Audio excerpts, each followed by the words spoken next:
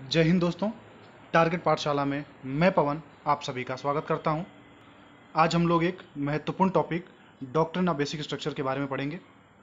ये महत्वपूर्ण इतना है कि इसने लोकतंत्र को बचाने का काम किया है। अब मैं ऐसा क्यों कह रहा हूँ, जैसे जैसे आप इसको पढ़ेंगे, जैसे जैसे आप इसके बारे में समझेंगे, वैसे मुझे बताने की ज़रूरत नहीं पड़ेगी कि ये इतना महत्वपूर्ण क्यों है कि इसने लोकतंत्र को बचाया है। पहली बात। दूसरी बात, अगर मैं आपसे प्रश्न करूं कि भारत में सर्वोच्च शक्ति किसके पास है, तो आपके पास आंसर क्या होगा?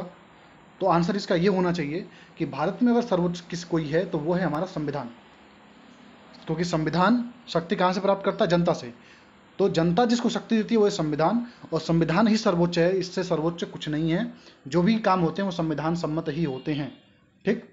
लेकिन ये प्रश्न उठा क्यों? तो प्रश्न इसलिए उठा क्योंकि जब भारत आज़ाद हुआ, संविधान हमने लागू किया, उसके बाद से 1951 में ही हमने पहला संशोधन कर दिया और लगातार हम संशोधन करते आए। एक संशोधनों की बाढ़ आ गई इसमें। और क्या जो संसद संशोधन कर रही है उसको ये पावर है 368 के तहत, तो क्या इसमें कोई लिमिटेशन भी है या उसकी पावर जो है अनंत है, यानी कि जहाँ तक उसकी कोई लिमिट है ही नहीं? तो इसके बारे में, इन सब के बारे में बात करेंगे हम संविधान की मूल संरचना वाले टॉपिक में। तो पहले ये समझ लीजिए कि आखिर में संविधान की मूल संरचना है क्या चीज़। तो इसका पृष्ठभूमि इसकी ये है कि केशवानंद भारती एक थे, मठ के हेड थे केरल में। उनकी ज़मीन का अधिग्रहण हो गया था। केरल ने कानून बनाए थे 1969 और 1971 में, दो कानून बने थे, केरला लैंड रिफॉर्म एक्ट। और इन एक्ट्स को जो है संसद से बोला गया कि आप नवी अनुसूची में डाल दीजिए। तो संसद ने जो है 29वां संविधान संशोधन करके इन दोनों एक्ट्स को जो है नवी अनुसूची में डाल दिया। आपको पता है कि नवी अनुसूची एक ऐसी अनुसूची है कि जिसमें अगर किसी एक्ट को डाल दिया गया तो ये प्रावधान किया गया था कि उस अनुसूची का जो जुडिशियल रिव्यू सुप्रीम कोर्ट नहीं कर सकती, तो इसलिए नवी अनुसूची में डाल दिया गया। तो इसको लेकर के जो केशवानंद भारती थे और उनके वकील जो पालकी वाला थे, ये लोग गए कहाँ पे? Supreme court. सुप्रीम कोर्ट में आर्टिकल 26 में, जैसा कि आपने पढ़ा है, हमने पढ़ाया आप लोगों को कि मौलिक अधिकारों में आर्टिकल 26 से अधिकार देता है कि आप जो है अपनी संपत्ति, जो धार्मिक संपत्ति है, उसको अपने पास मैनेजमेंट उनका कर सकते हैं, उनको रख सकते हैं। तो ये अधिकार जो है इसके खिलाफ है, मौलिक अधिकारों के खिलाफ है ये जो केरल का लैंड रिफॉर्म एक्ट है, और उसके कारण जो 29वां संविधान संशोधन हुआ है वो, तो इसलिए उनको चैलेंज किया गया था। इसमें जो है अब तक की सबसे बड़ी बेंच जो है 13 जजों की बेंच बैठी, और इसमें जो है फैसला 7-6 से फैसला आया, ठीक।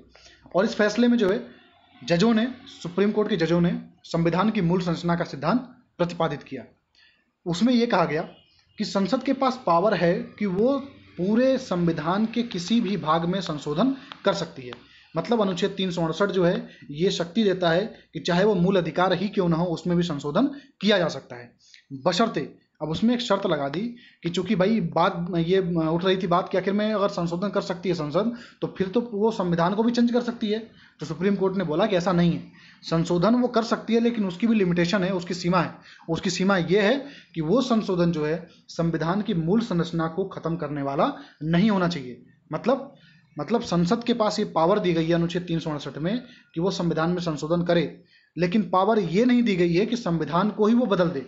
तो बदलने की पावर जो है उसके पास नहीं है, और बदलेगी तभी नहीं कि जब उसके पास जो ये पावर नहीं होगी कि वो बेसिक स्ट्रक्चर को चेंज कर सके। तो ये वहीं से सिद्धांत 1973 में जो है केशवानंद भारती बनाम केरल राज्य में ये सिद्धांत आया। तो क्या ये सिद्धांत एकाएक आ गया? तो इसका आंसर है नहीं। ये सिद्धांत जो है धीरे धीरे इवोल्यूशन हुआ इसका, क्योंकि बीच बीच में कई संशोधन ऐसे हुए कि उनके बारे में हम पढ़ेंगे अभी। ऐसे कई केस हुए जिनके बारे में धीरे धीरे सुप्रीम कोर्ट ने कई बातें बोली, संसद ने कई बातें बोली, कई संशोधन हुए, और तब जाकर के फाइनली ये जजमेंट आया। तो सबसे पहले इसको समझने के लिए सबसे पहला जो केस था वो है, समझते हैं हम, शंकरी प्रसाद का केस था। 1951 में केस आया। केस क्यों आया? क्योंकि भाई जो उस समय लैंड रिफॉर्म हो रहे थे, जमींदारों से ज़मीनें ली जा रही थी, तो शंकरी प्रसाद ने इसके लिए केस किया। उन्होंने बोला कि संपत्ति का अधिकार जो है, जो न्यायालय हमें संविधान ने दिया हुआ है, तो संपत्ति के अधिकार का ये हनन है। और चूंकि आर्टिकल 13 जो है उसमें साफ साफ कहा गया है कि ऐसी कोई भी विधि जो कि मूल अधिकारों का हनन कर रही हो उसे जो है अमान्य घोषित कर दिया जाएगा। ये आर्टिकल 13 साफ साफ कहता है। तो इसलिए चूंकि मूल अधिकारों का हनन हो रहा है हमारे, इसलिए ये जो अमेंडमेंट हुआ है, पहला जो फर्स्ट अमेंडमेंट हुआ है, इसको जो है नल एंड वाइड घोषित किया जाए। तो सुप्रीम कोर्ट ने इसको देखा, और इस पर जब बातें हुई, बहस हुई, तो सुप्रीम कोर्ट का जजमेंट ये आया कि जो लॉ की बात की गई है आर्टिकल 13 में, लेकिन वो लॉ है, और जबकि जो फर्स्ट अमेंडमेंट हुआ है वो एक संविधान संशोधन है। तो संविधान संशोधन और ये लॉ, ये दोनों अलग अलग चीज़ें हैं, इसलिए जो है संविधान संशोधन के द्वारा संसद क्या कर सकता है, आपके मूल अधिकारों को भी खत्म कर सकता है, वापस ले सकता है। तो इसलिए आर्टिकल 13 के तहत संविधान संशोधन को हम नहीं ले सकते और न तो उसको हम नल एंड वाइड घोषित कर सकते हैं। तो यहाँ पे ये केस खारिज हो गया। उसके बाद ऐसे ही ये केस आया Sajjan Singh versus state of Rajasthan. इस केस में भी सुप्रीम कोर्ट ने बोल दिया 1964 में कि संसद के पास ये शक्ति है कि वो संविधान के किसी भी भाग में कुछ भी संशोधन कर सकती है, उसको रोक टोक नहीं है। ठीक, तो इस तरह से ये दोनों केसेस में सुप्रीम कोर्ट ने ये पूरी शक्ति संसद को दे दी कि संसद के पास पावर है अनुच्छेद 368 के तहत कि वो संविधान के किसी भी भाग में संशोधन कर सकती है, यहाँ तक कि मूल अधिकारों को भी संशोधित कर सकती है। उसके बाद जो आता है Golaknath versus state of Punjab, 1967 का केस था। यही केस है जहां से जो है न्यायपालिका और विधायिका इन दोनों के बीच में खींचातानी शुरू हो गई कि किसके पास सर्वोच्च पावर है, यहीं से शुरू हुआ था मामला। इस मामले में क्या हुआ, सुप्रीम कोर्ट ने इस मामले में जो है अपने पिछले 2 निर्णयों के विपरीत जो है नया निर्णय दिया। उसमें सुप्रीम कोर्ट ने 2-3 बातें बोली। सबसे पहले उन्होंने बोला कि जो अनुच्छेद 13 के तहत जो लॉज की बात की गई है वो लॉज साधारण विधियां तो हैं ही, लेकिन उनके साथ साथ उसमें जो कॉन्स्टिट्यूशनल अमेंडमेंट जो हो रहे हैं वो भी उसी लॉ के अंतर्गत आएंगे। अब इससे हुआ क्या कि अब कॉन्स्टिट्यूशनल अमेंडमेंट को हमने एक लॉ मान लिया, और जब उसको एक लॉ मान लिया तो जाहिर सी बात है अगर वो मूल अधिकारों का हनन करेंगे तो उनको नल एंड वाइड घोषित कर दिया जा सकता है। तो इस तरह से पहला पॉइंट तो ये बोल दिया सुप्रीम कोर्ट ने। दूसरा पॉइंट ये बोला कि अनुच्छेद 368 के तहत जो बवाल मचा हुआ था कि अनुच्छेद 368 जो संसद को शक्ति देता है कि वो कुछ भी संशोधन कर दे, तो उसकी जो हेडिंग थी, उसका जो शीर्षक था, उसमें लिखा था procedure to amend the constitution, मतलब संविधान को संशोधन करने की प्रक्रिया। तो सुप्रीम कोर्ट ने बोला कि इसमें यह कहां लिखा हुआ है कि संसद के पास ये पावर है कि संसद जो है संविधान को संशोधन कर दे। जज ने बोला कि हो सकता है कि जो संविधान निर्माता है वो ये चाहते हो कि एक कमेटी बनाई जाए, एक समिति बनाई जाए जो कि इन प्रोसीजर को फॉलो करते हुए संशोधन करे। तो इसलिए यहाँ पे procedure of amend the constitution, न कि पार्लियामेंट के पास पावर है। तो इन 2 बातों के तहत कहते कहते अब सुप्रीम कोर्ट ने बोल दिया कि संसद के पास ऐसी कोई पावर नहीं है कि वो मूल अधिकारों में संशोधन करे या कुछ भी संशोधन करते रहे। तो यहाँ पे क्या हुआ, संसद के अधिकारों की कटौती हो गई और यहीं से फिर नाटक शुरू हुआ संसद में और सुप्रीम कोर्ट के बीच लड़ाई शुरू हो गई। अब इसको जो है नया निर्णय आ गया। अब जाहिर सी बात है सरकार के खिलाफ निर्णय आया था, तो इसको जो है निर्णय को क्या करना था, बदलना था। तो इसलिए लगातार संशोधन हुए। अब इसमें 24वां संविधान संशोधन लाया गया 1971 में। अब इसमें जाहिर सी बात है कि 2 संशोधन किए गए। सबसे पहले संशोधन किया गया आर्टिकल 13 में, उसमें एक नया क्लॉज जोड़ दिया गया और ये बोल दिया गया कि अगर अनुच्छेद 368 के तहत कोई काम किया जाता है, कोई नियम बनाया जाता है, कोई कानून बनाया जाता है, तो वो जो है अनुच्छेद 13 के अंतर्गत विधि नहीं माना जाएगा। तो उससे क्या किया, अगर विधि नहीं माना जाएगा तो मूल अधिकारों में संशोधन हो सकता है, पहला पॉइंट। दूसरा अनुच्छेद 24वें संविधान संशोधन के तहत अनुच्छेद 368 में किया गया, उसमें जो है क्या कर दिया गया कि पहले तो चेंज किया गया उसकी हेडिंग, जो उसमें लिखा था प्रोसीजर, उसको चेंज करके अब लिख दिया गया power of parliament to amend the constitution. मतलब अब साफ साफ लिख दिया गया कि संविधान को संशोधन करने की शक्ति जो है अब किसके पास होगी, वो संसद के पास होगी। तो ये लिख दिया गया। तो अब ये बात भी खत्म हो गई कि भाई अगर अब सुप्रीम कोर्ट ये भी नहीं बोल सकता कि संविधान ने संसद को पावर नहीं दी है। तो ये 2 संशोधन कर दिए गए मेन, और भी संशोधन हुए तो उनको अभी इससे जानने की जरूरत नहीं है। तो इस तरह से जो 2 संशोधन कर दिए गए मुख्य रूप से। उसके बाद 25वां संविधान संशोधन आता है, 26वां संविधान संशोधन आता है और 29वां संविधान संशोधन आता है। अब इन संशोधनों में क्या क्या कहा गया था वो जरा समझिए। तो जो 25वां संविधान संशोधन आता है उसमें जो है आर्टिकल 31 जो है उसमें कुछ चीज़ें जोड़ दी गई कि भाई 31C वगैरह जोड़ दिया गया कि अगर मान लीजिए कि जो हमारे DPSP थे उसमें अगर कोई लॉ बनाया जाता है तो उनको जो है आप जो है अलग वो नहीं कर सकते, ये चीज़ें जोड़ दी गई। तो वो ज़्यादा महत्वपूर्ण नहीं है।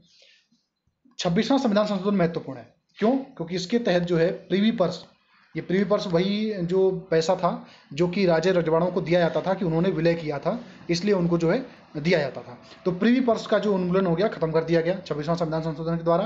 और 29वें संविधान संशोधन के बाद स्टार्ट में आपको मैंने बताया था कि जो केरला लैंड रिफॉर्म था उनके 2 एक्ट्स को जो है नवीं अनुसूची में डाल दिया गया। और इसी 29वें संविधान संशोधन को जो है केशवानंद भारती ने चैलेंज किया था, ठीक, 1973 में। तो इस तरह से ये चैलेंज हुआ और जाहिर सी बात है कि उस समय जो है बहुत से संशोधन हुए तो सबको लेकर के चैलेंज हुए, क्योंकि 26वां संविधान संशोधन हुआ था तो उसमें जिन रजवाड़ों की जो है प्रीवी पर्स खत्म किए गए थे उन्होंने भी ये जो है क्लेम किया कि भाई हमारे मूल अधिकारों का हनन हो रहा है यहाँ पे। 29वां को भी क्लेम किया गया। तो चूंकि सारे केसेस को बड़े केस हो गए थे और सभी केस कहीं ना कहीं रिलेटेड थे इसी जुडिशियरी और पार्लियामेंट से रिलेटेड थे, इसलिए सबको एक साथ मिला करके सुप्रीम कोर्ट ने कहा कि भाई एक बार ही हम हियरिंग करेंगे। इसलिए सबसे बड़ी जो 13 जजों की बेंच बैठी और उन्हें पूरी तरीके से इन मामलों को सुना। तो इन मामलों को सुनते समय ये सब ध्यान आया कि भाई इसके पहले भी चूंकि जो शंकरी प्रसाद केस था उसमें एक जज थे मधुलकर, जस्टिस JR मधुलकर। उन्होंने एक बात कही थी कि ठीक है, यहाँ पे हम बोल रहे हैं कि जो है संसद जो है संशोधन कर सकती है, लेकिन तब क्या होगा जब संसद जो है इस पावर का जो है अनलिमिटेड यूज करने लगे, विदाउट लिमिट यूज करने लगे, तब क्या होगा। तो उन्होंने बोला था कि ऐसा कोई बेसिक सिस्टम होना चाहिए, बेसिक स्ट्रक्चर होना चाहिए कि भाई उनको संशोधन आप नहीं कर सकते, बाकी और चीज़ों का संशोधन कर सकते हैं। तो उस समय एक थियरी दी थी उन्होंने, हालांकि उस थियरी एक्सेप्टेबल नहीं हुई थी, लेकिन बाद में केशवानंद भारती बनाम केरल राज्य में क्या हुआ, सुप्रीम कोर्ट ने ये थियरी मानी और उन्होंने इस थियरी में क्या किया, इस थियरी में साफ साफ जो सिद्धांत दिया कि संसद के पास पावर है कि वो किसी भी भाग में संविधान के संशोधन कर सकती है, जैसा कि आर्टिकल 368 कहता है, लेकिन संसद जो है ऐसा कोई संशोधन नहीं कर सकती जो कि संविधान की मूल भावना को जो है आहत करे या संविधान की मूल भावना के खिलाफ हो। तो यहीं से जो है बेसिक स्ट्रक्चर का सिद्धांत प्रतिपादित हो गया। ठीक, तो इस तरह से जो है संसद को जो है शक्ति उसकी छीन ली गई, किसके द्वारा, सुप्रीम कोर्ट के द्वारा।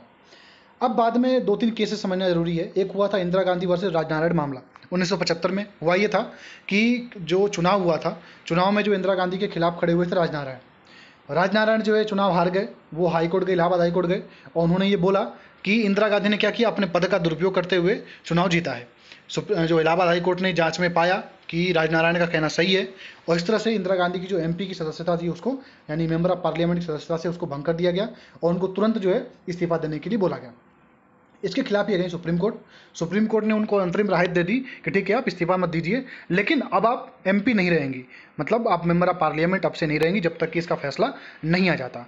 और बाद में जो है सुप्रीम कोर्ट ने भी ये बोला कि वास्तव में जो ये केस जो है ये जीता गया, ये गलत तरीके से जीता गया था और ये जो MP आप सदस्यता ली है आपने, ये गलत तरीके से ली थी। ठीक, तो ये मैटर हुआ था इंदिरा गांधी वर्सेस राजनारायण मामला। तो अब इस मामले में सुप्रीम कोर्ट ने और क्या क्या बातें कही थी वो जरा समझने वाली है। उसमें जो है सुप्रीम कोर्ट ने बोला था कि जो बेसिक स्ट्रक्चर हमने दिया है उसमें यह भी शामिल है कि भाई स्वतंत्र और निष्पक्ष आप चुनाव करें। तो मैंने आप लोगों को शुरू में ही बोला था कि बेसिक स्ट्रक्चर जो है उसमें ऐसा कहीं नहीं है कि जब 1973 में संविधान में जब ये बोला गया सुप्रीम कोर्ट के द्वारा, तो सुप्रीम कोर्ट ने ये कुछ नहीं बताया कि आखिर में बेसिक स्ट्रक्चर क्या क्या है। लेकिन जो उसके बाद जो केसेस हुए हैं इन केसों में जो है सुप्रीम कोर्ट ने हमेशा बार बार ये बोला है कि भाई ये चीज़ हमारी बेसिक स्ट्रक्चर है। तो जो इंदिरा गांधी वाला मामला हुआ था इसमें सुप्रीम कोर्ट ने बोला कि जो स्वतंत्र और निष्पक्ष चुनाव होते हैं वो भी बेसिक स्ट्रक्चर के अंदर ही आते हैं। तो इस तरह से इंदिरा गांधी की सदस्यता जो है MP की वो खत्म कर दी गई। तो अब उसके बाद क्या हुआ, 39वां संविधान संशोधन इंदिरा गांधी ले आई 1975 में ही। उसमें क्या लिखवा दिया इन्होंने, उसमें संविधान में इन्होंने अमेंडमेंट करके लिखवा दिया कि जो बड़े पदाधिकारी हैं कौन कौन से, राष्ट्रपति, उपराष्ट्रपति, प्रधानमंत्री, लोकसभा अध्यक्ष, इन लोगों के चुनाव की बात अगर होती है तो इन चुनावों को जो है न्यायालय जो है उनका रिव्यू नहीं कर सकता। मतलब इनके चुनावों की अगर बात करें कि इनका चुनाव वैलिड है या नॉन वैलिड है, तो उसके लिए इनवैलिड करार देने के लिए आप सुप्रीम कोर्ट नहीं जा सकते। तो न्यायालयीन क्षेत्राधिकार से इसको बाहर कर दिया 39वां संविधान संशोधन के द्वारा। अब उसके बाद क्या हुआ, उसके बाद फिर एक 42वां संविधान संशोधन ले आएंगे 1976 में। इसमें क्या कर दिया गया, इसमें 368 में संशोधन हुए और उसमें लिखवा दिया गया कि जो अगर संसद जो है पास करती है कोई कॉन्स्टिट्यूशनल अमेंडमेंट एक्ट, तो उसको जो है इस आधार पर भी आप सुप्रीम कोर्ट नहीं जाओगे कि वो जो है आपके अधिकारों का हनन कर रही है, मतलब सुप्रीम कोर्ट इसका रिव्यू नहीं कर सकती। तो 39वां संविधान संशोधन हो गया, फिर 42वां संविधान संशोधन हो गया। और इन दोनों में क्या किया इन्होंने सिर्फ एक ही काम किया कि जो बेसिक स्ट्रक्चर का सिद्धांत है उसको खत्म करने का प्रयास किया गया। लेकिन बाद में फिर एक केस होता है मिनर्वा मिल्स वर्सेस भारत संघ मामला 1980 में। इसमें फिर सुप्रीम कोर्ट ने क्या किया, जो 42वां संविधान संशोधन है उसके कुछ पॉइंट थे जिन्होंने क्या किया था, ये बोल दिया था कि भाई अब जो है आप जो ये मैटर करेंगे कि 368 के तहत अगर कोई संशोधन होता है तो उसे सुप्रीम कोर्ट नहीं जा सकते आप लेकर के, तो उसको कैंसिल कर दिया कि भाई ये वाले पार्ट जो है, चूंकि जुडिशियल रिव्यू जो एक क्या है हमारा मूल जो है ढांचा है, क्योंकि हमें सुप्रीम कोर्ट ने रक्षक बनाया है संविधान का एक तरह से लीजिए आप, और आप जो है सुप्रीम कोर्ट को उस जो पावर से ख़त्म करना चाहते हैं, तो ये गलत है। और ये एक बेसिक स्ट्रक्चर है संविधान का, जुडिशल रिव्यू, उसे आप ख़त्म नहीं कर सकते। मतलब किसी भी एक्ट को, किसी भी कानून को जो रिव्यू करने की पावर जो सुप्रीम कोर्ट के पास है, उसे ख़त्म नहीं किया जा सकता। और इसलिए 42वें संविधान संशोधन को क्या किया गया, यहाँ पे उन पॉइंटों को ख़त्म कर दिया गया, उनको अवैध करार दे दिया गया जो कि जो जुडिशल रिव्यू की पावर को रोक रहे थे। उसके बाद फिर एक केस आया, बामन राव केस। अब इस केस में हुआ ये कि भाई 1973 में मामला तो आ गया, वो आपको पता है 1973 के पहले कई एक्ट जो ऐसे थे जिनको जो है नवीं अनुसूची में डाल दिया गया। तो क्या ये प्रश्न उठा सुप्रीम कोर्ट के पास कि 1973 के पहले जो मामले नवीं अनुसूची में डाले गए, तो क्या उनके ऊपर भी जुडिशियल रिव्यू होना चाहिए? तो सुप्रीम कोर्ट ने फिर बोला कि नहीं, जो भी मामले 1973 के पहले डाले गए हैं उनको जो है हम रिव्यू नहीं करेंगे। यानी कि जो बेसिक स्ट्रक्चर का सिद्धांत है वो एक प्रोस्पेक्टिव सिद्धांत है, न कि रेट्रोस्पेक्टिव। प्रोस्पेक्टिव और रेट्रोस्पेक्टिव के बारे में मैंने आप लोग पिछली वीडियो में अच्छे से समझाया है। तो 1973 के बाद जो मैटर जो नवीं अनुसूची में डाले गए हैं उन पे अगर संशोधन रिव्यू करने की बात आती है तो उन पे हम रिव्यू करेंगे, लेकिन उसके पहले नवीं अनुसूची में जो डाले गए हैं जो सब्जेक्ट, उन पे रिव्यू नहीं किया जा सकता। ये बामन राव वाले केस में सुप्रीम कोर्ट ने बोला था। तो इस तरह से कई केसेस हुए, हालांकि सभी केसेस के बारे में अभी जानना आवश्यक नहीं है, लेकिन उन केसेस में क्या क्या पॉइंट हुए जो कि ये साफ साफ इंगित करते हैं, बताते हैं कि मूल संरचना क्या क्या होगी, उनको लेकर के मैंने एक लिस्ट बनाई है, वो आप देख लीजिए। तो देखिए, सबसे पहले संविधान की सर्वोच्चता, ये तो वहीं सिद्ध कर दी थी 1973 में ही सुप्रीम कोर्ट ने।